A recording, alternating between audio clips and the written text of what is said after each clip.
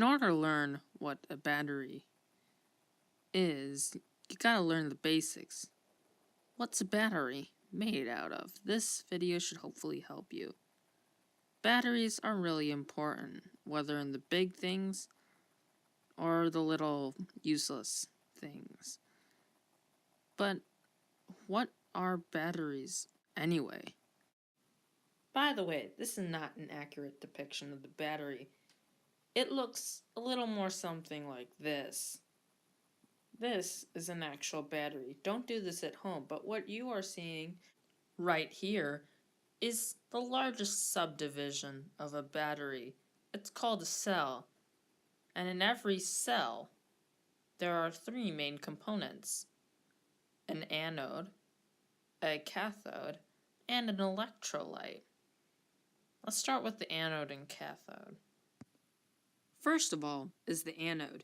The anode has electrons already stored inside it, and while in a full electric circuit, collects electrons from the flat end of the battery. It's basically a sheet of metal that is shaped like a cup, where electrons enter the flat bottom of the cup and travel up the sides of it. You could say that the anode is the inner skin of a battery. In this depiction, the anode is yellow.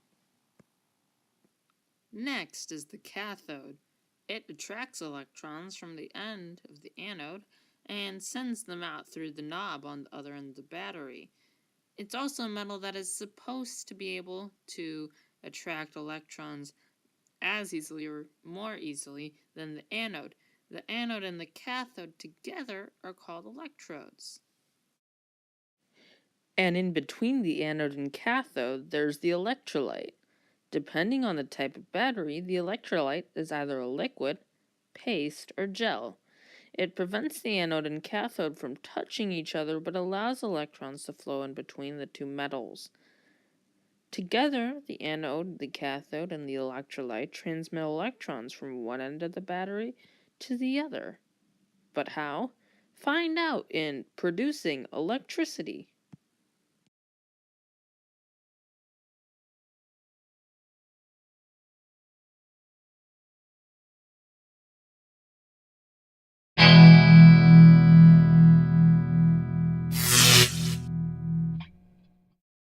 In this video, you'll learn three things. First, what exactly is electricity? Second, how do batteries produce electricity? And third, how do batteries become incapable of producing electricity? Electricity is essentially an electric current, which is formed by a path of electrons. The way it works is that electrons detach from atoms and move to atoms directly in front of them. This process repeats itself, creating a flow of electrons in one direction. Batteries have a very specific electric current. As you can see in this diagram here, electrons enter the flat end of the battery. Then they go through the anode, which in this case is yellow. Afterwards, they go through the electrolyte, which is orange. And last but not least, they go through the cathode, which is purple. Afterwards, they exit out the top end. So then why does my battery die? Why does it become useless after a certain period of time? The answer is wear and tear. You see, every time that an electron moves from one atom to another, some things can happen. Over time, the metals in the anode and cathode can be damaged, and the electrolyte can also be messed up considerably.